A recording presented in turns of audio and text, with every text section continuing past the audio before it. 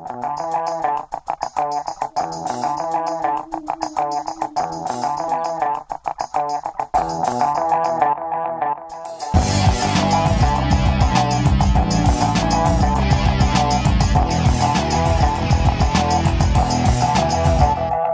de vous accueillir au mondial du jeu vidéo ESWC. VOD Mania s'associe à Plantronics, partenaire officiel de la Coupe du Monde de jeux vidéo. Pour la petite histoire, il faut savoir que Plantronics était le micro-casque qui équipait Neil Armstrong quand il a prononcé sa fameuse phrase « C'est un petit pas pour l'homme, mais c'est un grand pas pour l'humanité ». Bienvenue à tous. Alors bonjour Alexandre, merci de nous accueillir au mondial du jeu vidéo ESWC qui a donc lieu à l'hôtel Newport de Disneyland si je me trompe. Alors voilà, on voit évidemment que nous sommes dans une grande salle de jeux vidéo. Alors est-ce que tu pourrais nous dire à quoi on joue ici et comment on joue? Alors ici en fait vous avez une grande compétition d'un jeu appelé Counter-Strike. Counter-Strike c'est un jeu qui met en scène des terroristes avec des contre-terroristes. Le but en fait c'est de faire s'affronter deux équipes et à la fin il y aura une équipe fatalement qui gagnera. Donc les terroristes ont pour but de placer une bombe, capturer des otages. Les contre-terroristes devront se battre contre eux et donc ça donne lieu à des joutes vraiment endiablées. Donc vous l'avez pu voir tout à l'heure, des gens qui sont vraiment passionnés. On dirait que les gens se sont qualifiés, c'est ça? Voilà, il y a une qualification, donc il faudra savoir que l'ESWC c'est Electronic Sport World Cup. Donc c'est vraiment la Coupe du Monde du jeu électronique, c'est une vraie discipline. Les gens s'entraînent toute l'année, il y a des coachs, il y a des entraîneurs, les gens s'entraînent 3 à 4 fois par jour minimum. Donc c'est vraiment un sport dans lequel on se très sérieux quoi, avec des professionnels et d'ailleurs il y a certainement des gains à la clé, j'ai envie de poser la question. Il y a des gains, il y a des dotations, effectivement, il y a du cash game, donc il y a des dotations en argent, vous avez des dotations en produits, donc ça il y a des sponsors qui sont là, dont nous.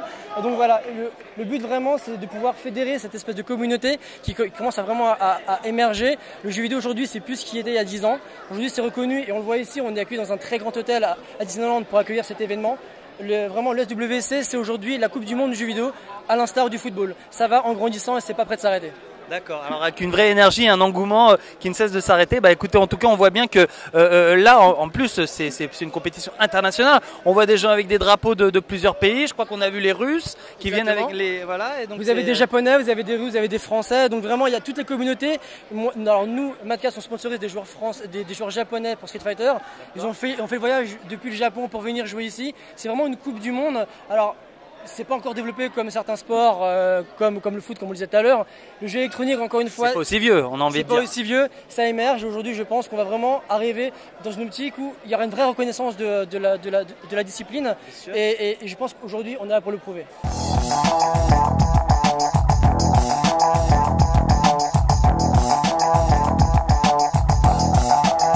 Alexandre, on voit bien évidemment qu'on joue à plusieurs jeux ici. Oui. Alors est-ce que tu pourrais nous dire comment s'appellent ces différents jeux? Alors en fait ici vous avez un FPS qui veut dire First Person Shooter, c'est un jeu qui joue à la première personne, donc Counter-Strike comme on le disait tout à l'heure. Vous avez un deuxième type qui est ici un jeu stratégie Warcraft 3, donc c'est un jeu de stratégie. Et au fond là-bas ce sera un jeu de VS Fighting, Super Street Fighter 4, donc c'est un jeu communément appelé un jeu de baston. Un jeu de baston, voilà, Street Fighter avec deux individus interposés qui se mettent des coups. Exactement, jouable à la manette ou au stick, d'ailleurs Madcast fait des sticks arcade pour les pros, pour les pro gamers, donc voilà, ici vraiment on a 3 types de joueurs, 3 types de jeux pour 3 types de joueurs. Si on veut un peu d'action et de baston, ça va se passer sur Super Street Fighter 4. Si on veut un peu d'action et d'immersion, First Person Shooter, Counter-Strike. Si on veut un peu de stratégie de réflexion, ça va être Warcraft 3. Voilà. D'accord, jeu de baston, jeu de combat, jeu d'arts martiaux, des choses comme ça.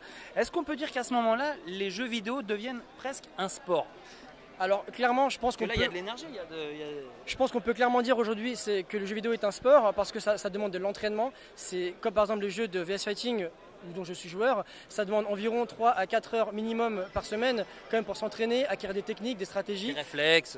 Exactement, on ne peut pas arriver comme ça de but en blanc et vouloir jouer un jeu, surtout les jeux stratégie ou les jeux de FPS, c'est vraiment stratégique, on met en place des stratégies quand on joue à Counter-Strike. Les terroristes mettent en place vraiment un plan de jeu et les contre-terroristes pour protéger les otages également mettent un plan de jeu. Donc vraiment aujourd'hui on peut parler vraiment d'un sport qui fédère beaucoup de gens, beaucoup de sponsors, beaucoup de gens se déplacent pour voir ces jeux, pour participer à ces jeux et les joueurs aujourd'hui sont vraiment devenus des athlètes électroniques, d'où le nom ESWC Electronic Très joli ça, Sport. comme concept, athlète électronique. Je pense qu'aujourd'hui l'ESWC Electronic Sport World Cup, la Coupe du Monde du jeu électronique est encore une preuve. D'accord. Bah écoutez, là je crois qu'on est complet, j'ai envie de dire. Et alors on a vu que tu avais un très joli t-shirt. Est-ce que tu peux nous... Donc c'est le t-shirt de ton team, c'est ça? Et j'ai vu qu'il y avait un logo derrière. Voilà. Team Mad Cats. Donc c'est ton... Alors voilà, en fait, quelques mots. Alors Mad Cats en fait est une société qui fabrique des accessoires pour les consoles de jeu et les périphériques. Donc Mad Cats sponsorise des équipes évidemment. Notre but c'est d'accompagner les joueurs et de leur fournir les outils nécessaires. Encore une fois, on parle du sport électronique. Pareil qu'un équipementier footballistique qui va procurer des crampons. Sponsor comme un sponsor. Voilà, et ben nous on va procurer des claviers, des tapis de souris, des manettes, des sticks arcade. On veut vraiment accompagner les joueurs et leur donner les possibilités de pouvoir pratiquer leur sport ou leur plaisir, leur loisir de la meilleure façon possible. Avec tout ce qui est à leur disposition pour pouvoir vraiment s'exprimer de la meilleure manière possible. Avec le meilleur équipement, exactement. Merci beaucoup Alexandre. Pas de rien, avec plaisir. Et puis à bientôt dans le milieu du gaming. Merci. Au revoir.